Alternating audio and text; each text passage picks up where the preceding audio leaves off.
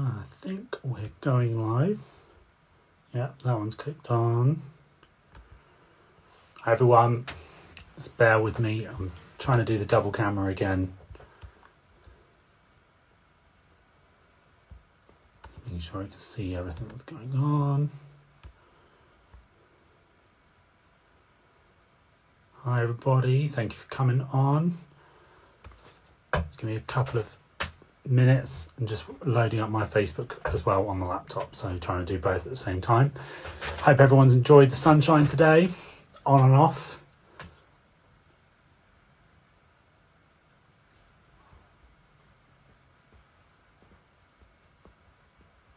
Right, I think we're going to get started.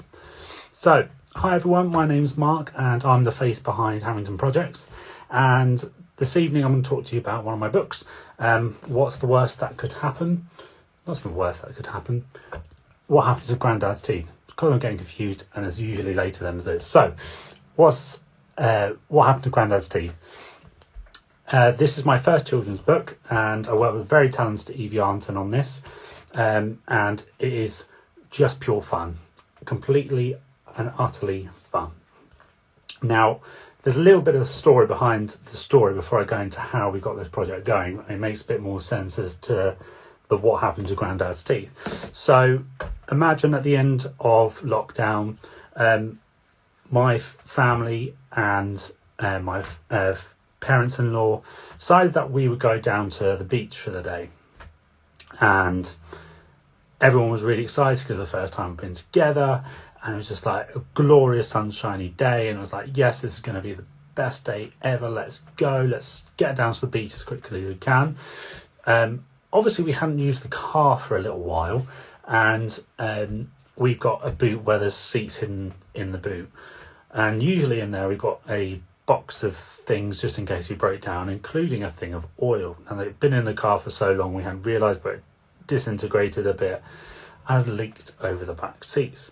Now, my poor mother-in-law decided to climb into the back of the car that day and was wearing some khaki-coloured shorts. Now, when we get out of the car park, it looks like she's pooed herself. So this day is just getting off to a great start.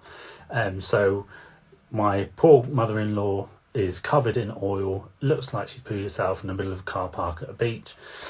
So we're running around trying to find something for my mother-in-law to wear. And then we go down to the beach, and my youngest first of all, my youngest started having a go at my wife about bringing the wrong swimming costume. My mother-in-law comes back with her drying knickers and then decides to put them on a stick so they're flapping in the wind for everyone to see.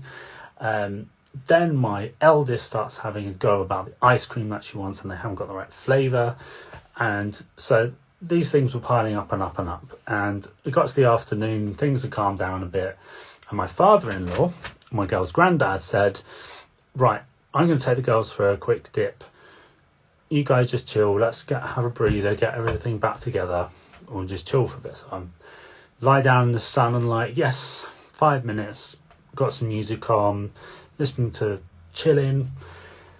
And then I hear my name being called. And I'm like, oh, okay, I've laid down for 5 seconds, normal.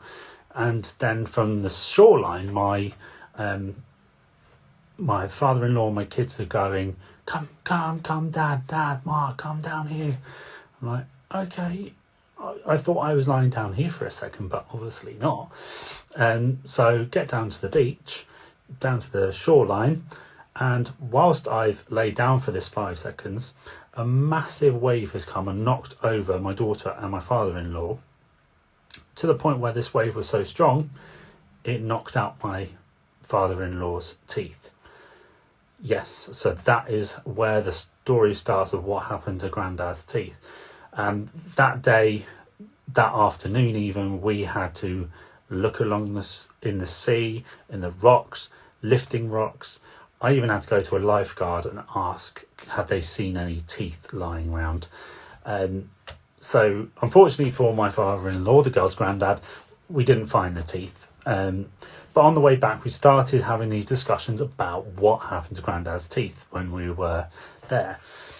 So that's where the story came from, basically. I just took these ideas that we'd written, had spoken about in the car, and made them into this book. So within the book, you've got the start of the day where everything's normal, they're having a great time at the beach, and then the teeth go missing, and that's where the adventure happens. So the teeth go on a massive journey throughout the sea, and they meet crabs, mermaids, octopuses, pirates, snails, sharks, you name it, it's happened in here. But every time that the teeth meet someone, they think it's not teeth and it's something else, and that's where the humour comes from. And it's just a great fun family book to read. And the pictures by Eve Yarnton are just spectacular. They just capture all the moments perfectly. So that's when they've lost their teeth, down to like the crab getting hit by the teeth in the bottom of the sea. I'm just choosing random pages. This is Captain Long John Straightbeard, but uses the teeth wrong and isn't too impressed. It's one of the very first pictures of the fish finding the teeth. All these pictures are stunning, they're amazing, and just really capture the joy of the story and the silliness of it all as well. So yeah, I ended up writing this book and working with Eve, who, if anyone's seen any of the recordings that I've done before, I've worked with Eve on a lot of my projects, and she really we get each other basically, and she understands where I'm coming from and how to capture the moments really, really well. So yeah, from that I spoke to Bumblebee Publishers, and they agreed to publish the book, and that's where it is. It's out in the public now. It's available in all good bookshops, and you can buy it online as well. But if you ever struggle to find it, just let me know and I will find you a copy.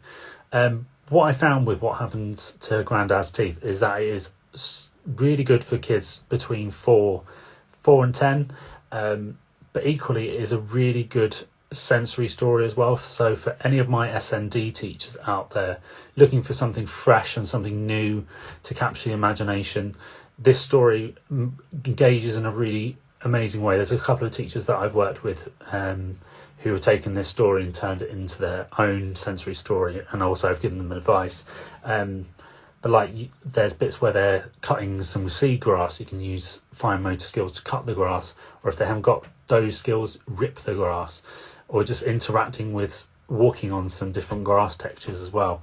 You've got the whole water thing going on as well. I've used bubbles a lot with this one. But what I have managed to do with my one at my school is I've got a puppet for nearly every single thing, and the interaction you get with the puppets is brilliant. And there is an octopus, and the octopus was the last piece in my box that was missing.